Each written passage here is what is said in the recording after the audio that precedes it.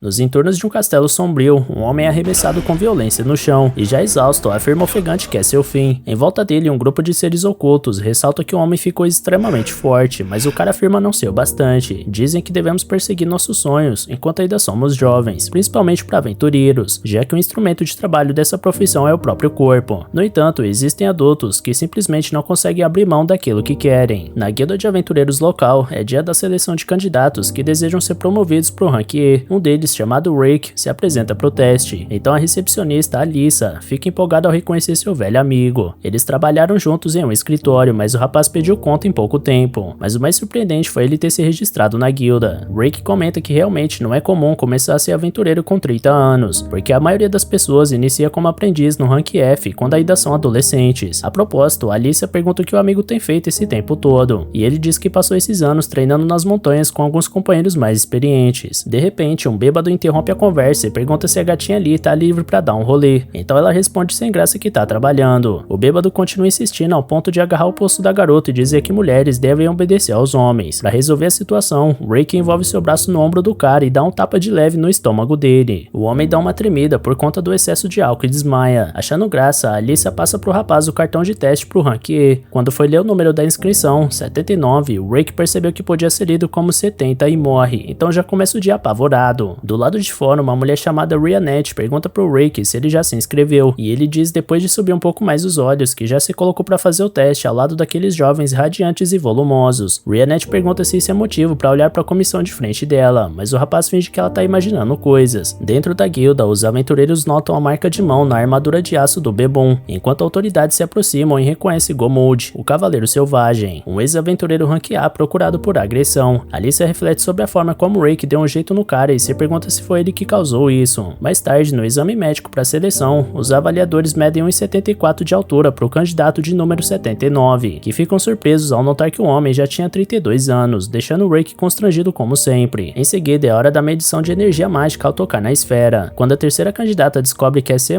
todos em volta ficam impressionados, até que o Rick é chamado. Após certa expectativa, a esfera dá uma estalada patética e avalia o aventureiro com F-, provocando a risada dos candidatos em volta, que nunca viram alguém com uma energia mágica tão baixa. Curiosamente, após a partida de Rick, a esfera racha. Depois se inicia o teste de força bruta, onde os selecionáveis devem direcionar toda sua força em um único golpe. O saco de slime absorve qualquer tipo de ataque, portanto, o pessoal não precisa se conter. Ao escutar isso, Rick se lembra dos treinos da montanha, onde seu tutor ensinava que não importa a magia ou arma que você esteja usando, o corpo sempre será a base de tudo. Portanto, se o homem conseguir destruir esse saco de slime dourado com as próprias mãos, saberá que construiu um corpo em que pode confiar. Rick argumenta que não é capaz de destruir algo tão resistente, mas o instrutor explica que isso é apenas o básico. Então destrói o saco com facilidade e afirma poder fazer isso com 200 desse de uma vez só. Dito isso, Rick começou seus treinos no slime dourado com 50.000 socos por dia, e sente na pele o inferno que foi aquele tempo. Logo o teste começa e o primeiro candidato impressiona ao usar uma magia de fortalecimento em um chute. O segundo era um filho de duque metido e vaidoso, que dizem ter apenas 11 e uma magia equivalente ao rank C, uma típica criança prodígio. Então, lá vai o garoto conjurar uma magia ao recitar uma poesia inteira. Com uma grande energia emanando em volta do seu corpo, ele lança a magia de terceira natureza composta, eliminação de chamas. Assim, uma bolinha de fogo ridícula parte em zigue-zague até o saque se desfaz nele. O avaliador fica impressionado com a genialidade do jovem, enquanto Rick se lembra que também teve lições de magia de terceira natureza composta de calor. Na ocasião, a instrutora arremessou uma esfera em chamas capaz de arruinar uma montanha inteira. Após outros candidatos terem sua vez, um inscrito número 79 é convocado para o teste. Antes de começar, um dos avaliadores ressalta que o Rick não pode esperar muito crescimento da sua magia nessa idade, porque o correto é começar a prática desde jovem. A conclusão do avaliador é que o Rick deveria desistir. Sentindo a pressão dos olhares em volta, ele sabe que deveria fazer exatamente isso, mas ainda assim, sua chama interna continua viva como nunca. Certo dia, treinando socos no saco de slime, apesar dos seus punhos sangrarem absurdamente, ainda faltavam 30.000 socos para a cota do dia. Então o professor recomendou que o rapaz parasse, mas ele continuou até o final. Por fim, ele sabe bem que começou muito mais tarde do que os outros, mas sua crença de que ele pode recuperar o tempo perdido é maior que tudo. Com esse sentimento, ele desfere um soco que devasta o saco de slime. O pivete filho de Duke resmunga que o cara tá roubando a atenção que devia ser pra ele, mas garante que vai dar o troco no teste de magia defensiva, que é sua especialidade. Mais tarde, no teste de magia defensiva, Rick consegue se defender contra uma magia da quarta natureza, composta, que o moleque não conseguiu, e a essa altura todos estavam de boca aberta aberta perante o candidato número 79. Feito isso, o avaliador avisa que vai subir um nível e usar a quinta natureza composta. Porém, o cara explica que só consegue chegar até a primeira natureza composta. Então o instrutor acredita estar sendo subestimado e pretende não se segurar nesse próximo ataque. Logo ele conjura um ciclone de choque, feitiço de nível 5, e os demais aventureiros ficam sem acreditar no resultado disso. Sylvester Elcernia, cavaleiro de primeira classe do reino, escuta o estrondo de longe e vai procurar saber a causa disso, porque uma explosão desse tamanho não deveria estar em teste. Ao saber o que aconteceu, Lord Sylvester acha que estão fazendo algum tipo de piada com ele, porque rank F nenhum é capaz de fazer o que foi dito. Então, ele lê a ficha do candidato 79, Rick Gladiator, de 32 anos, e fica pasmo com a idade do cara. Pelo que consta, Rick trabalhou por 14 anos como recepcionista na filial da guilda Tiger Road 5.